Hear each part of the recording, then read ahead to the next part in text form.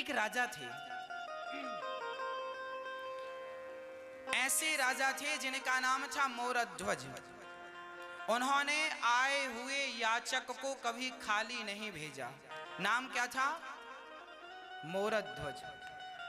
इनके कोई संतान नहीं थी, तो बड़ी पूजा पाठ आशीर्वाद लिया, तब यज्ञ किया। उस यज्ञ की कृपा से इनके घर एक पुत्र की प्राप्ति हुई। नाम रखा ताम्रध्वज। अभी बच्चे का बहुत लाड़ प्यार था। माँ बहुत प्यार करती थी, पिता बहुत प्यार करते थे, तोतली तोतली भाषा सुनते थे, उससे बात करते थे। एक माता पिता जितना प्यार करते हैं बच्चे को, वो कर रहे थे। राजा का नियम था कोई याचक घर से खाली नहीं जाएगा।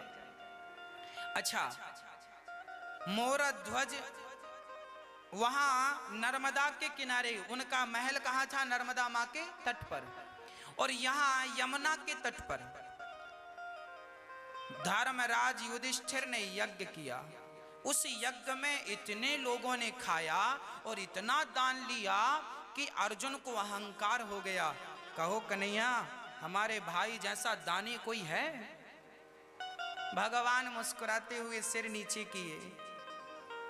अर्जुन बोले, आप मुस्कुरा रहे हैं, मतलब कोई राज है? भगवान बोले, तुम्हारे भाई का नाम तो दानियों में सबसे नीचे। अच्छा, तो ऊपर किसका है? भगवान बोले, मेरा एक भक्त है जिसको मैं बहुत प्यार करता हूं। कौन है? मोरध्वज। अच्छा, अर्जुन बोले, ऐसा क्या दान करता है? मैंने तो नाम नहीं सुना। अर्जुन बोले, मुझे परीक्षा लेनी है। भगवान बोले, चलो। अर्जुन और भगवान कृष्ण और साथ में यमराज, तीन व्यक्ति परीक्षा लेने गए। तीनों ने अपना रूप बदल लिया। क्या रूप बनाया? अर्जुन ने और भगवान कृष्ण ने ब्राह्मण का रूप बनाया और यमराज ने बूढ़े शेर का रूप बनाया। वो क्या बन गए? बूढ़े शेर। सुबह सुबह मोरध्वज का नियम था, जो ब्राह्मण आ जाए, जो मांगेगा वो दिया जाएगा, जो मांगेंगे वो मिलेगा।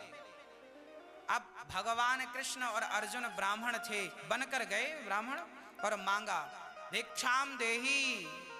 मोरध्वज ने कहा, ब्राह्मण आए हैं। अंदर बुलाया, चरण धोए, ब्राह्मणों की सेवा की। कहा, महाराज आप क्या चाहते हैं बताएं। तो भगवान कृष्ण जो ब्राह्मण के रूप में थे, उन्होंने कहा, राजन आज हम आपसे कुछ ऐसा मांगेंगे आप दे ना पाओगे। राजा बोले, महाराज आप मेरी सत्ता मांग लीजिए, सिंहासन मांग लीजिए, मैं अपनी सारी सिंहासन आपके कदमों में डाल दूंगा और जीवन भर जंगल में रहकर गुजारा कर लूंगा। आप मांगे तो सही, मेरा शरीर मांगेंगे मैं तलवार से काट कर दे दूंगा, मेरा राज्य मांगेंगे चुटकी में दे दूंगा, आप मांगिए तो सही। ब्राह्मण बोले, इससे भी बड़ा मांगेंगे। क्या मांगेंगे आप? पहले वचन दो, संकल्प। हम मांगेंगे तो आप दोगे, ऐसा तो नहीं कि हमने मांगा और आपने इनकार कर दिया। मोरध्वज बोले, महाराज आज तक मेरे द्वार से कोई खाली नहीं लौटा, आप जो मांगेंगे मैं दूंगा। संकल्प ले लो। हाँ हाँ लिया, पानी लिया। विष्णु विष्णु विष्णु श्रीमद् भगवते महापुरुषस्य विष्णु राज्ञः, पूरा संकल्प पढ़ा गया, कहा गया जो मांगेंगे दोगे, दिया। अब मांगो।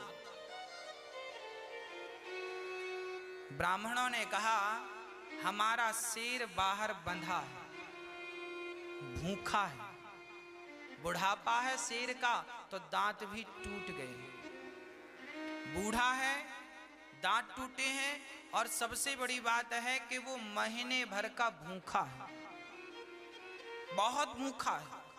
हाँ हाँ, तो क्या करना है? उसके लिए मांस चाहिए। अरे मोरध्वज बोली, इतनी सी बात, मांस? मांस की व्यवस्था अभी करता हूं। किसका मांस दोगे? राजा ने विचार किया कि मैं यदि बकरे को मारता हूं तो हत्या लगेगी, भैंस को मारता हूं हत्या लगेगी। तो मोरध्वज ने कहा महाराज मैं अपना मांस दूंगा, मेरा शरीर आपके से। देखिए एक राजा, सामान्य राजा नहीं, पूरी दुनिया में जिसका प्रभाव था वो राजा कह रहा है मेरा शरीर आपके शेर के लिए मेरे टुकड़े टुकड़े करके अपने शेर को खिला दी। मैंने वचन दिया है तो पूरा करूंगा, उस वचन के लिए मेरे शरीर के टुकड़े टुकड़े करने पड़े तो कर दीजिए। ये रहा मोरध्वज आपके सामने, इसे काट करके अपने शेर को खिला दीजिए। ब्राह्मणों ने कहा महाराज मांस तो चाहिए पर आपका नहीं, मेरा नहीं तो किसका? आपका मांस कड़ा हो गया है, शेर बूढ़ा है खा नहीं सकता, फिर किसका? मैंने सुना है आपका एक बेटा है। हाँ हाँ है, ताम्रध्वज उसका नाम है, 5 साल का है, आयु 5 वर्ष की है। ब्राह्मणों ने कहा तो फिर एक काम करो, अपने बेटे का मांस दो। बेटे का? अब राजा धर्म संकट में पड़ गए। यदि मैं अपने बेटे को जबरदस्ती पकड़कर मार डालता हूं तो भी तो हत्या ही लगनी है। अब राजा क्या करें, अंदर ही अंदर भगवान से प्रार्थना करने लगे, हे प्रभु आपका दास हूं, मेरी वाणी मिथ्या ना चली जाए, मेरे वचन की लाज रखना प्रभु, मेरे वचन की लाज रखना। ये कहना था कि उनका बेटा 5 साल का ताम्रध्वज दौड़ा दौड़ा आया, उसे पता चल गया कि ब्राह्मण आए हैं और वो मेरा मांस मांगते हैं। दौड़ा दौड़ा आया, पिताजी आप उदास क्यों हैं, आपके मुख का तेज कहां चला गया, आप जैसे दिग्गज राजाओं को ऐसी उदासी शोभा नहीं देती। 5 साल का बच्चा बोल रहा, पिताजी आप अपना वचन निभाइए। कैसे बेटा? मैं अपना मांस देने को तैयार हूं, मैं आपका पुत्र हूं पिताजी।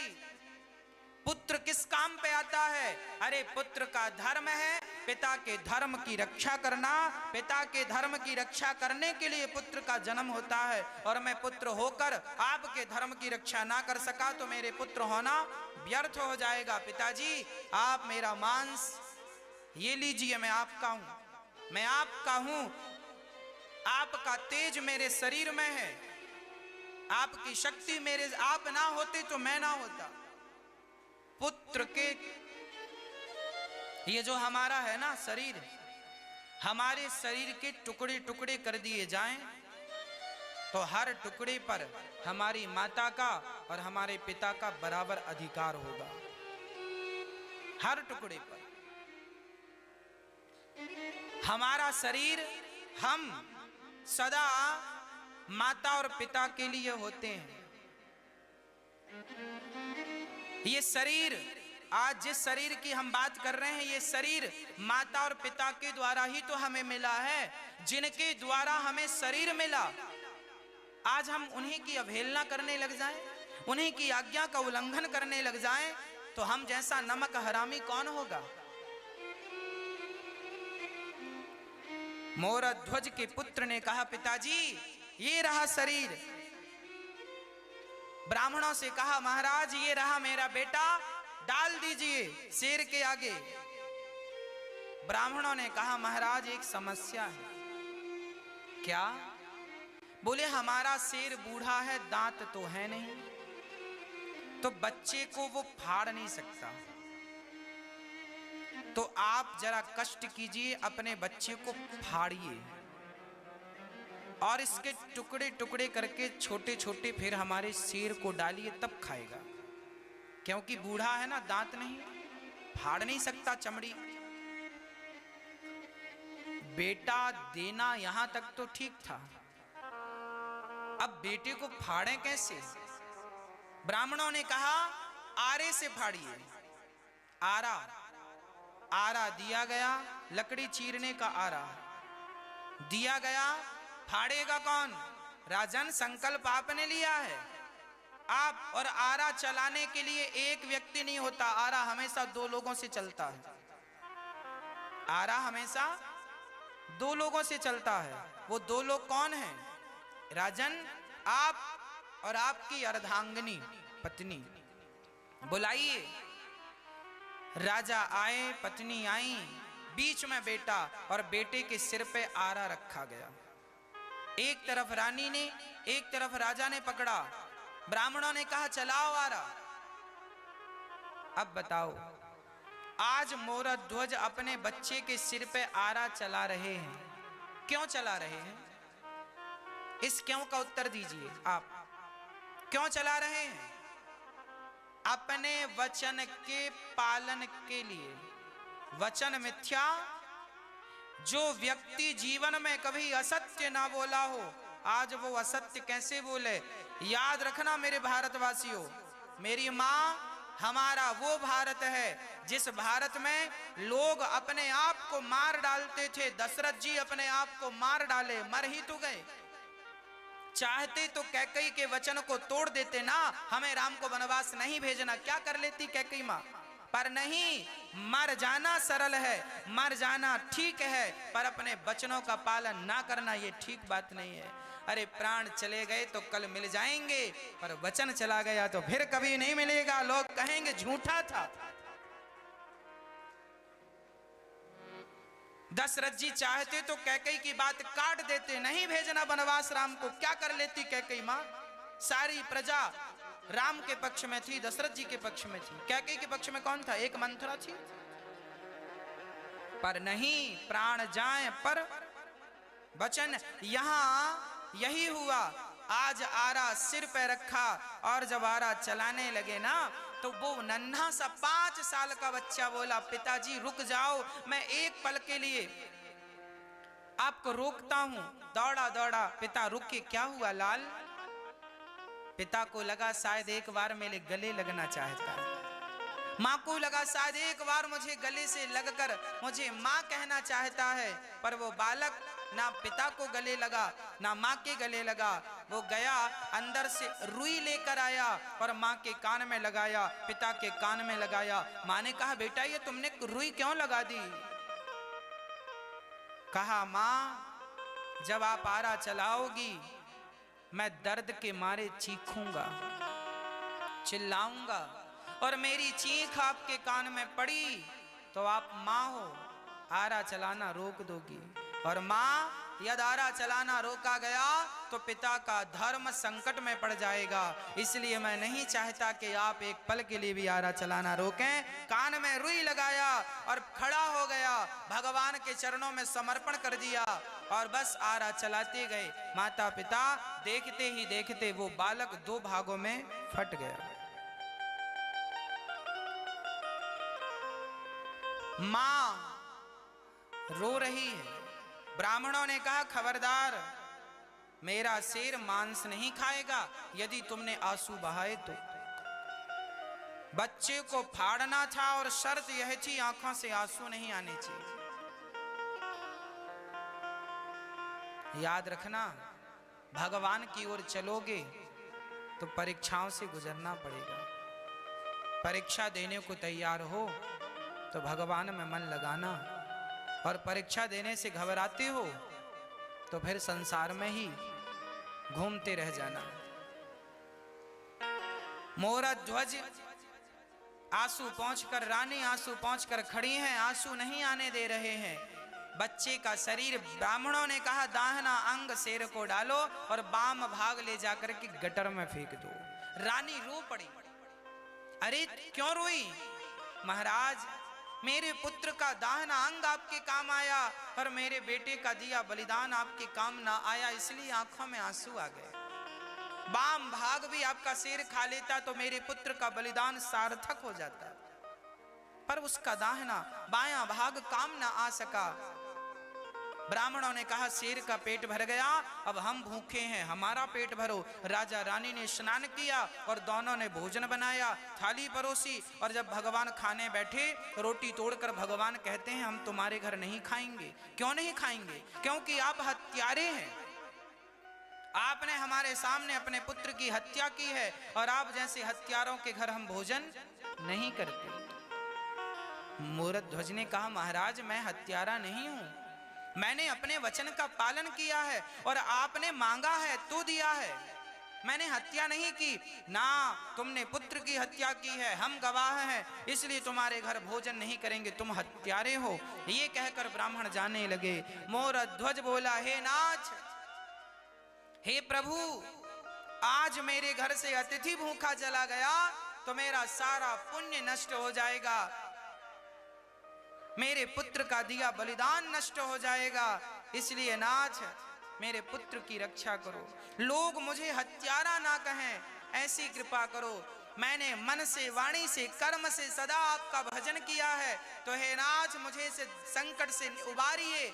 और ये कहकर मूरध्वज ने कहा, बेटा ताम्रध्वज, एक बार तूने मर के अपने पिता के धर्म की रक्षा की है बेटा, एक बार जिंदा होकर अपने पिता के धर्म की रक्षा कर ले। ये कहकर जब राजा धड़ाम से जमीन पर गिरे तो अंदर से आवाज आई, पिताजी मैं मरकर भी आपके धर्म की रक्षा करूंगा और जिंदा होकर भी आपके धर्म की रक्षा करूंगा।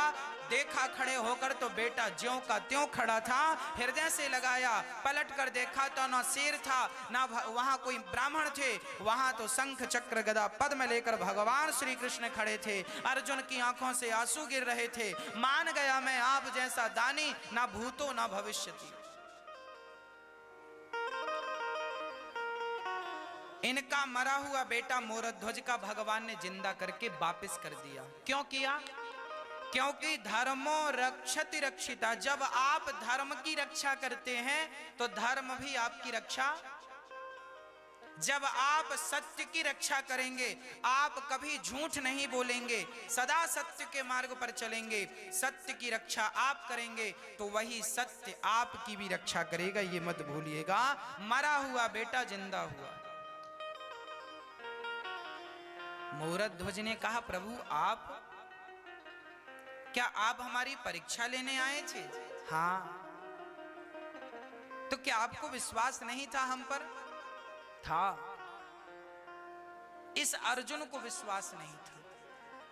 मैं कहता कि मूरध्वज सबसे बड़ा दानी है, कौन मानता, पर आज तुमने परीक्षा देकर बता दिया कि तुम्हारे जैसा दानी ना भूतो ना भविष्यति ना हुआ था ना कभी होगा। ऐसा दानी जो बेटे को, बेटा दान करने वाले तो लाखों मिलेंगे, पर बेटे को वारिस से चीर कर यूं दान करना सबके बस की बात नहीं। इसलिए आपके जीवन में जब संकट आवे तो घबराइएगा मत, परमात्मा परीक्षा ले रहे हैं। इस परीक्षा में आपको पूरे 100 नंबर लेकर आने हैं, घबराइएगा मत। भगवान ने मूरध्वज का नाम अमर कर दिया। युग बीत गए पर मूरध्वज आज भी जिंदा है। कथा सुना रहे हैं हम आपकी कथा नहीं सुना रहे हैं। हम जैसे कितने आए और मर गए, हमारी कथाएं तो किसी ने नहीं सुनाई ना सुनी, पर मूरध्वज की कथा सुनाई जाती है। क्यों? क्योंकि जब धर्म की ओर कोई बढ़ता है तो वो अमर हो जाता है। इसलिए अमर होना है तो अपने आप को भगवान के चरणों से जोड़ दीजिए, कोशिश कीजिए आपकी वाणी से कभी झूठ न निकले, असत्य ना निकले, सदा सत्य बोलने की आदत। मनुष्य का धर्म क्या है? सत्य बोलना। क्या है मेरी मां? एक बेटा वो है जो अपने माता पिता के लिए अपनी बलि देने को तैयार हो गया। और आज के बच्चे ऐसे हैं, बहुत सारे बच्चे, जो बच्चे माँ बाप की सेवा करते हैं उन बच्चों को हम प्रणाम करते हैं, उनके चरण रज अपने माथे पर रखते हैं, पर जो बच्चे माँ बाप की सेवा नहीं करते उनको ये कहते हैं कि एक बेटा ये था जो माँ बाप के लिए मरने को तैयार हो गया, और एक बेटा आज का है, माँ का दूध पीता है, माँ से सेवा करवा लेता है, माँ बाप का धन ले लेता है, और वही बड़ा होकर अपने माँ बाप को घर से निकाल देता है। कितना बदल गया ना इंसान। देख तेरे संसार की हालत क्या हो गई भगवान, कितना बदल गया इंसान। अरे पहले जमाना बदलता था, पहले पड़ोसी बदलते थे, ये थोड़ी पता था कि बेटे भी बदल जाएंगे। ये थोड़ी पता था कि जिसको कोख में रखा है 9 महीने वो भी बदल जाएगा। अरे पड़ोसी बदल गया अच्छी बात है, जमाना बदल गया ठीक है, पर बेटा बदल गया ये तो हजम नहीं होती ना बात। इसलिए हर बेटे से मेरी प्रार्थना है, अपने माता की, अपनी माँ की, अपने पिता की सेवा कीजिए। वो जैसे हैं, अच्छे हैं या बुरे हैं, कोई फर्क नहीं पड़ता। आप अपना फर्ज निभाइए, आप उनकी सेवा कीजिए, आप उनके लिए अपशब्द ना, वो आपको 1 लाख गालियां दें, आपकी माँ आपको 1 लाख गालियां दे, आपका पिता आपको 1 लाख गालियां दे, तो आप उनके बच्चे हैं, आपको उन्हें गालियां देने का कोई अधिकार नहीं। आप मत दीजिए ना पलट कर जवाब, साइलेंट रहिए, चुप रहिए। वो माता है, जिस माँ बाप ने तुम्हें बनाया है, तुम्हारा शरीर तैयार किया है, माँ अपने पेट में करती है तुम्हारा तैयार शरीर, उस माँ को तुम्हें गालियां देने का भी अधिकार है, उस माँ को तुम्हें डांटने का भी अधिकार है, उस माँ को तुम्हें 2 थप्पड़ मारने का भी अधिकार है। इसका अर्थ ये तो नहीं कि वो तुम्हें थप्पड़ मारे तो तुम भी उसे मार दो, वो तुम्हें गालियां दे, तुम्हें डांटे समझाए तो तुम भी उसे डांट दो, ये तो संस्कार नहीं है। इसलिए हर बच्चे से मैं प्रार्थना करूंगा, माँ बाप कैसा भी व्यवहार करें आपके साथ, आपका व्यवहार नहीं बदलना चाहिए। एक चींटी जा रही है, अच्छा चींटी जा रही है, क्या कोई हम और आप में से चींटी को देखकर ये बता सकता है कि वो अगले क्षण किस तरफ मुड़ेगी? हाँ, नहीं।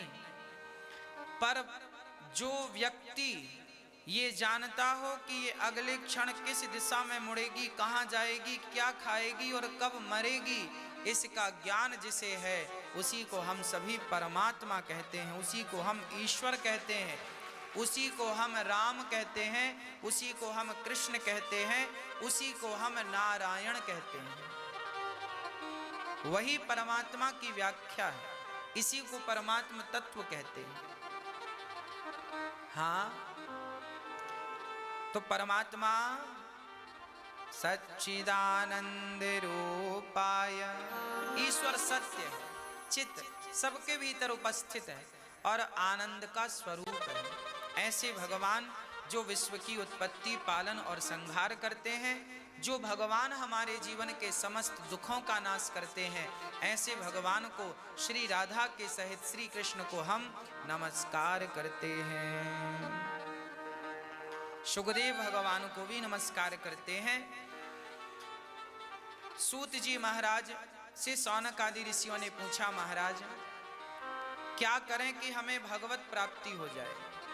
कहा कि कथा सुनो, कृष्ण प्राप्ति करम शाश्वत साधनम तद्वदाधुना, हमें कृष्ण की प्राप्ति का कोई सरल सा साधन बताइए।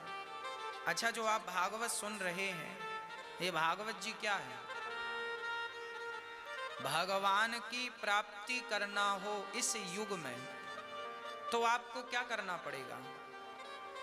भगवान की प्राप्ति का एक ही साधन है और वह है श्रीमद् भागवत, वह है श्रीमद् भागवत। इसलिए शंकर जी ने वरदान मांगा। क्या वरदान मांगा? बार बार बर मांगहूं, हरस देहो श्रीरंग, पद सरोज अनुपायनी, भक्ति सदा सत्संग। शंकर जी क्या चाहते हैं? शंकर जी क्या चाहते हैं? शंकर जी ने वरदान मांगा रंगनाथ भगवान से, अर्थात भगवान राम से। कहते हैं, हे राम मुझे एक ही वरदान दो, क्या चाहते हो? तो शंकर जी कहते हैं, पद सरोज अनुपायनी, आपके चरणों में प्रीति बनी रहे, भक्ति बनी रहे और सदा सत्संग मुझे प्राप्त होता रहे, यह वरदान शंकर जी चाहते हैं। हमें रोज क्या मिलता रहे? जैसे शरीर को स्वस्थ रखने के लिए भोजन की आवश्यकता होती है, उसी प्रकार मन को स्वस्थ रखने के लिए सत्संग की आवश्यकता होती है। यदि मन को सत्संग नहीं मिलता तो मन भटकता बहुत है। अच्छा, आप मुझे बताइए, आप जब कथा नहीं सुनते थे आपका मन तब ज्यादा भटकता था या कथा सुनने के बाद ज्यादा भटकता है? बोलो। पहले ये आप कह रहे हैं, हम नहीं। इसका अर्थ क्या है? मन तब तक परेशान करेगा जब तक उसे कथा नहीं मिलेगी। इसलिए अपने मन को यहाँ वहां ना घुमाकर सीधा अपने मन को सत्संग से जोड़ दीजिए। मन अपने आप वश में हो जाएगा, मन की उथलता पुथलता समाप्त हो जाएगी और मन सीधे भगवान में मिल जाएगा। नहीं तो ये मन एव मनुष्याणाम बंधनम मोक्ष कारणम, गीता में लिखा है कि मन ही बंधन है और मन ही मुक्ति है। ये मन ही बंधन का कारण बनता है और मन ही मोक्ष का कारण बन जाता है। इसलिए मन आप स्थिर करना चाहते हैं, जिन जिनका मन परेशान करता है उनको प्रार्थना है, आप कथा श्रवण करना सीख लीजिए। अपने आप मन आपका कंट्रोल हो जाएगा, मन की सारी अशांति समाप्त हो जाएगी। अच्छा, एक बार यह जो भागवत जी है ना, देवताओं को भी इच्छा, एक बार सुखदेव जी राजा परीक्षित को भागवत सुना रहे थे। देखिए भागवत क्या है, क्या तत्व है, वो समझा रहा हूं। एक बार भागवत जी देवता लोग राजा परीक्षित सुन रहे थे शुक ताल में। अच्छा, राजा परीक्षित को 7 दिन में मरने का क्या लगा था? श्राप लगा था। अच्छा, राजा परीक्षित को 7 दिन में मरने का श्राप क्यों लगा? 7 दिन में ही क्यों मरना था? 8 दिन का श्राप दे देते। अरे चलो 5 दिन में मर जाओ ऐसा कह देते, 4 दिन में मर जा ऐसा कह देते। 7 दिन का श्राप क्यों लगा? 7 दिन का क्या संबंध है? सच्ची बताऊं मेरी माँ, राजा परीक्षित को 7 दिन का श्राप यदि ना लगता तो राजा परीक्षित को सुखदेव जी भागवत ना सुनाते, और भागवत ना सुनाते तो आज आप और हम भागवत ना सुन रहे होते, और भागवत ना सुन रहे होते तो संसार के कामों में, संसार के विषयों में उलझे होते। सच्ची बात तो यह है कि भगवान ने हम जैसे पतितों को पावन करने के लिए सप्ताह भागवत राजा परीक्षित को सुनाई। इसी बहाने सप्ताह भागवत जी का प्राकट्य होना था, भागवत जी का प्राकट्य होना था। और 7 दिन ही होते हैं, 8वां कोई दिन नहीं होता। सोमवार से लेके रविवार तक कितना हुआ? 7। इन 7 में ही हम आए हैं और इन 7 में ही हमें जाना है। तो 7 दिन की जिंदगी हमारी है, इसलिए 7 दिन की कथा है। एक कहते हैं जन्म भी 7 होते हैं, हम सामान्य लोग कहते हैं ना 7 जन्म तक साथ रहेंगे, है ना। तो 7 दिन की भागवत सुनने से 7 जन्म सुधर जाते हैं। यह 7 दिनों की कथा है। भागवत 1 जन्म नहीं, 7 जन्म सुधर, और 7 जन्म नहीं 21 पीढ़ियां सुधार देती हैं। 7 पीढ़ी हमारी आने वाली, आपके बेटे के बेटे के बेटे के बेटा, 7 पीढ़ी आपकी, 7 पीढ़ी हमारे पिता की, हमारे पिता के पिता के पिता के पिता के पिता के पिता, 7 दूनी 14, और 7 पीढ़ी हमारी माँ के पिता, मातृ पक्ष के, माता के पिता के पिता के पिता के पिता, वो 7, तो 7 दिया 21। भागवत श्रवण करने मात्र से प्राणी 21 पीढ़ी को तार देता है। यह भागवत जी की कृपा है। इसलिए आपको समय ना हो महीने भर का, कोई बात नहीं, 7 दिन का समय तो निकालो, और 7 दिन का समय निकालकर केवल यही कहो कि हे श्रीमन नारायण चरणौ शरणं प्रपद्ये, श्रीमन नारायण चरणौ शरणं प्रपद्ये, श्री कृष्ण शरणं मम, श्री कृष्ण शरणं मम। हे कृष्ण मैं आपकी शरण में हूं। श्री कृष्ण शरणं मम का अर्थ क्या है? हे कृष्ण मैं आपकी, श्री राम शरणं मम इसका अर्थ क्या हुआ? हे राम मैं आपकी। आप यही कहा करिए श्री कृष्ण श्री कृष्ण, श्री कृष्ण शरणं मम। श्री मतलब राधा, कृष्ण मतलब कृष्ण। हे राधा कृष्ण मैं आपकी शरण में हूं। हे राधा कृष्ण मैं आपकी। हे सीताराम मैं आपकी। श्री सीता, श्री राम शरणं मम। श्री राम, श्री मतलब सीता, श्री मतलब सीता और राम मतलब राम। हे सीताराम मैं आपकी। श्रीमन नारायण चरणौ शरणं प्रपद्ये। हे श्रीमन, श्रीमन मतलब श्री मतलब लक्ष्मी। श्री राम के संग जुड़ जाए तो श्री मतलब सीता होता है, श्री कृष्ण के संग जुड़ जाए तो श्री मतलब राधा होता है, और श्री नारायण के संग जुड़ जाए तो श्री मतलब लक्ष्मी हो जाता है। तो श्री मतलब यह है। तो श्रीमन नारायण चरणौ शरणं प्रपद्ये। हे नाथ, हे नारायण मैं आपके चरणों की शरण ग्रहण करता हूं, मैं आपकी शरणागति ग्रहण करता हूं। यह भाव बना रहे, फिर आपके जीवन में कोई संकट नहीं है, कोई बाधा नहीं है। हम लोगों को देखते हैं, लोग बड़े परेशान रहते हैं। महाराज जी हम बड़े दुखी हैं, महाराज जी हम बड़े परेशान हैं, महाराज जी ये कष्ट है, महाराज ये दुख है, ये दर्द है। मैं आपको बता दूं, संसार का हर दर्द, हर दुख आपका चुटकियों में समाप्त हो सकता है। बस एक बार शरणागति ग्रहण कर लीजिए, एक बार ये कह दीजिए कि हे नारायण मैं आपका हूँ, हे प्रभु मैं आपका हूँ और आपकी शरण ग्रहण करता हूँ या करती हूँ। एक बार ये कह दो, समर्पण कर दो भगवान के चरणों में। शरणागति यही तो है। भगवान प्रभु मैं आपका हूँ। श्रीमन नारायण चरणौ शरणं प्रपद्ये, श्रीमन नारायण चरणौ शरणं प्रपद्ये, श्रीमन नारायण चरणौ शरणं प्रपद्ये। हे नारायण मैं आपकी शरण ग्रहण करता हूँ। एक बार जीव कह दे कि प्रभु मैं आपका हूँ, एक बार भगवान की तरफ 2 कदम बढ़ाओ तो सही, ये दुख आपसे 100 कदम दूर हो जाएंगे। पर कब?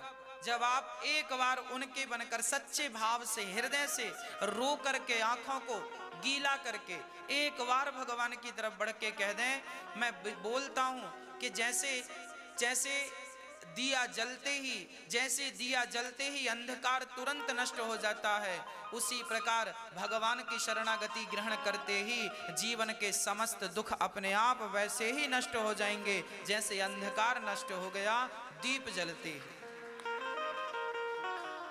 पर इतना ही लोगों को कठिन लगता, इतना नहीं हो पाता, इसलिए लोग परेशान हैं, बहुत परेशान हैं लोग। और ये परेशानी कभी दूर नहीं होने वाली बिना भगवान के। अंधकार का क्या इलाज है? क्या इलाज है? अब अंधकार के लिए हम सोचें कि कोई दवाई डॉक्टर से संपर्क, भाई डॉक्टर साहब ये अंधकार है इसको दूर करिए, वैद्य जी अंधकार बहुत है इसे दूर कीजिए, गुरु जी अंधकार बहुत है दूर कीजिए। अरे भैया एक सीधा सा दिया जला दो, बात खत्म। जैसे अंधकार मिटाने के लिए एक ही उपाय है, सिर्फ दीपक, सिर्फ लाइट, सिर्फ सूर्य की किरण, इसके अतिरिक्त तो कोई इलाज नहीं है। उसी प्रकार जीव मात्र के दुख का एक ही इलाज है, केवल भगवत शरणागति, केवल भगवत शरणागति।